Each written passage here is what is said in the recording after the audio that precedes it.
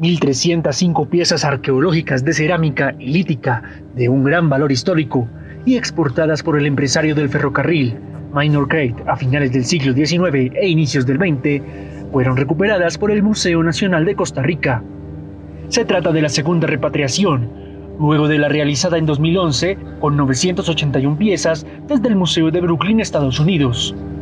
De este modo se completa la colección nacional costarricense. Así informó la agencia internacional EFE en julio del 2021 la repatriación de 1.300 piezas precolombinas provenientes del Museo de Brooklyn en Estados Unidos. Fue un largo proceso de más de 10 años que inició en el 2010, cuando el museo ubicado en Nueva York expresó su interés de devolver a Costa Rica parte de la colección que estaba en sus depósitos. Cleria Ruiz, del Departamento de Protección del Patrimonio Cultural del Museo Nacional de Costa Rica, nos cuenta cómo se dio este proceso. Cuando el Museo de Brooklyn nos contacta con su interés de entregar las piezas, se empezó toda una coordinación. En un principio se había hablado de hacer 3 tractos por la gran cantidad de bienes que eran. Finalmente se logró en 2. Un primero en el 2011, cuando se recibieron 981 piezas, y un segundo lote en el 2020, cuando se recibieron 1.305 piezas, para completar una colección de 2.286 bienes. Le damos la bienvenida a Museo con Voz, el podcast oficial del Museo Nacional de Costa Rica. En cada episodio le llevaremos por un viaje a través de los pasillos del museo y más allá. Descubriremos la fascinante historia, el patrimonio cultural, la arqueología, museología y la rica herencia de las personas que habitamos en Costa Rica. En esta primera temporada nos adentraremos en el tráfico ilícito de bienes arqueológicos. Descubriremos las historias detrás de la lucha por proteger nuestro patrimonio cultural. Cleria, pero contanos, ¿cómo llegó esta gran cantidad de piezas precolombinas de Costa Rica hasta un museo en Estados Unidos? Para eso tenemos que remontarnos un poco en la historia. Cuando se hizo la construcción del ferrocarril, don Minor Crate, que era el encargado, juntó una gran colección en lo que se conoció en esa época como la zona de Línea Vieja, donde había muchos sitios arqueológicos. En ese momento no existía legislación ni nada que regulara, ni conciencia acerca de la importancia del patrimonio cultural. Por lo tanto, él los pudo llevar como una colección fuera del país. Sabemos que una parte se quedó en el Museo de Brooklyn.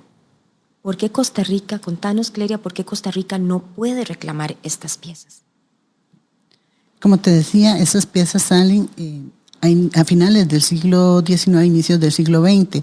La primera ley que regula el patrimonio es del 7 de noviembre de 1938, conocida como la ley número 7.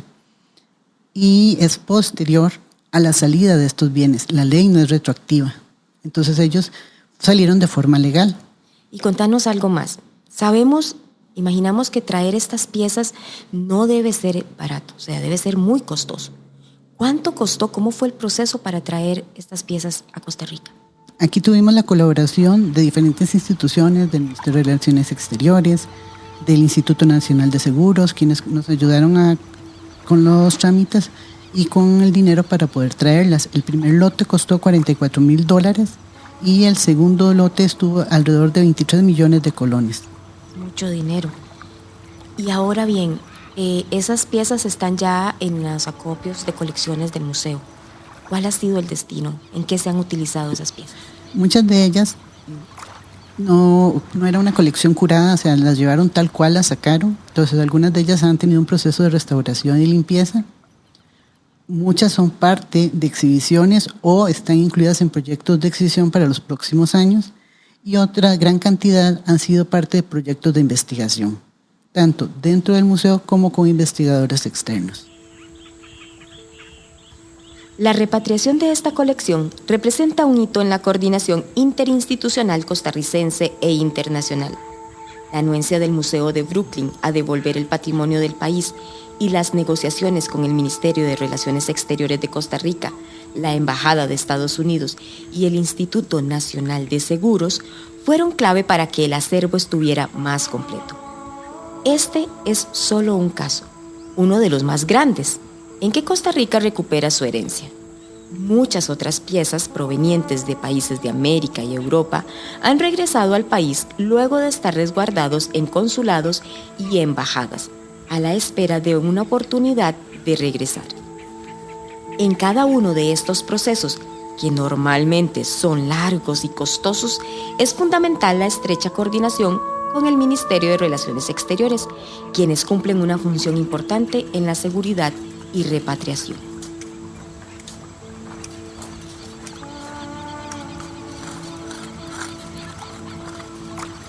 Para noviembre del 2023, el Museo Nacional y el Ministerio de Relaciones Exteriores tiene reportados cerca de 400 bienes arqueológicos en custodia de embajadas y consulados de Costa Rica en Italia, Canadá, Argentina y Estados Unidos.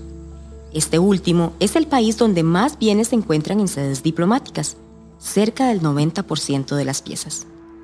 Gracias a un presupuesto de $83,000 otorgados por la Embajada de Estados Unidos en Costa Rica, se ejecuta entre el 2023 y el 2025 el proyecto Gestión y Divulgación de Bienes Precolombinos, resguardados en sedes diplomáticas de Costa Rica en los Estados Unidos, cuyos dos grandes ejes temáticos son la capacitación a los cuerpos policiales de aeropuertos, OIJ y Relaciones Exteriores, y la repatriación de los 394 objetos que están en los Estados Unidos. De esto nos cuenta la señora Kristen Hayward, de la Embajada de los Estados Unidos. Doña Kristen, ¿por qué la Embajada de Estados Unidos se involucra en este proceso de repatriación de bienes precolombinos a Costa Rica? Bueno, la protección de la propiedad cultural y la promoción de intercambio y estudios de la propiedad cultural, el patrimonio cultural, es parte de nuestra política al exterior. Digamos que es parte de nuestra diplomacia cultural. Estados Unidos es un líder en la lucha contra el tráfico ilícito de bienes culturales, entonces tenemos recursos para aportar para este tema. Entonces, en el año 2021, tras varios años de negociaciones, nuestros dos países, Costa Rica y Estados Unidos, firmaron un acuerdo bilateral que permite repatriar los objetos precolombinos costarricenses que se encuentran en Estados Unidos y a la vez, como comentó usted, restringe las exportaciones de esos objetos arqueológicos. Entonces, desde entonces, Estados Unidos ha brindado apoyo técnico y financiero a Costa Rica para, por ejemplo, fortalecer su capacidad de detener este robo y proteger y recuperar estos tesoros culturales. En su artículo 2, apartado 3 de esta carta que usted nos menciona, se menciona el apoyo del gobierno de Estados Unidos para facilitar la prestación de asistencia a países como Costa Rica. En este acuerdo, ¿podemos incluir los $83,000 de este programa que se ejecuta entre el 2023 y 2025? Uh-huh. Bueno, fue como parte de este acuerdo bilateral, estos fondos. Entonces, el Museo Nacional presentó una propuesta para este proyecto, para repatriar esos bienes. Ahora son más de 300 bienes, creo que 394. Muchas, ¿no? Uh-huh. Recuerdo que al principio de ese proyecto pensamos que eran como un poco más de 100, pero ahora son más de 300 objetos que están en los consulados, las instalaciones consulares de Costa Rica en Estados Unidos. Y estos fondos van a permitir que esos objetos sean devueltos a Costa Rica. Es gracias al este acuerdo bilateral que podemos hacer ese proyecto. Porque cuando el Museo Nacional presentó esta propuesta, que además de repatriación de bienes, también contempla exhibiciones itinerantes y capacitaciones para prevenir el tráfico ilícito, esos fondos son disponibles para países que tienen acuerdos bilaterales en el tema de propiedad cultural con Estados Unidos. y la propuesta del Museo Nacional fue seleccionada entre muchas que estaban compitiendo para estos fondos a nivel global. Doña Kristen, ¿qué requisitos reunió Costa Rica para que la embajada, para que Estados Unidos le otorgara estos fondos? Bueno, el acuerdo bilateral fue clave. Realmente fue el acuerdo que nos abrió las puertas, porque solo son los países que han firmado un acuerdo bilateral en el tema de protección de patrimonio cultural que puedan competir para estos fondos, porque es una competencia global. Y por la otra parte, el Museo Nacional nos dio una propuesta excelente. Los componentes fueron muy alineados con lo que considera importante Estados Unidos también en protección de patrimonio cultural. Por ejemplo, incluía capacitación para fuerzas policiales, también involucró expertos técnicos arqueológicos. Esos fueron elementos muy fuertes que formaron parte de la propuesta. Entonces, sí, son docenas de países que compitieron y Costa Rica ganó uno de los puestos. A Costa Rica se le dificulta por temas presupuestarios principalmente el proceso de repatriación. En este contexto, ¿cuál es el papel de la Embajada de Estados Unidos y del gobierno para devolver a nuestro país el patrimonio arqueológico? Bueno, trabajamos con el Museo Nacional y el Ministerio de Cultura en temas de repatriación y en programas que ayudan a prevenir el tráfico ilícito de estos bienes. Por ejemplo, capacitación. Tenemos en Estados Unidos expertos técnicos. También reconocemos que fuerzas policiales en dos países necesitan entender mejor cómo identificar y detener el tráfico ilícito de bienes culturales. El FBI realiza consultas constantes a los expertos del museo cuando se incautan bienes en Estados Unidos. Y una vez identificados como piezas originales, se hacen llegar al consulado costarricense más cercano para que eventualmente se devuelvan a Costa Rica. Y he visto varios ejemplos del FBI cuando mandan un correo electrónico al museo diciendo: mire, tenemos estas piezas, son de Costa Rica, son de ustedes, y el museo confirma o dice que no, y desde ahí el proceso empieza. Entonces está funcionando muy bien este proceso.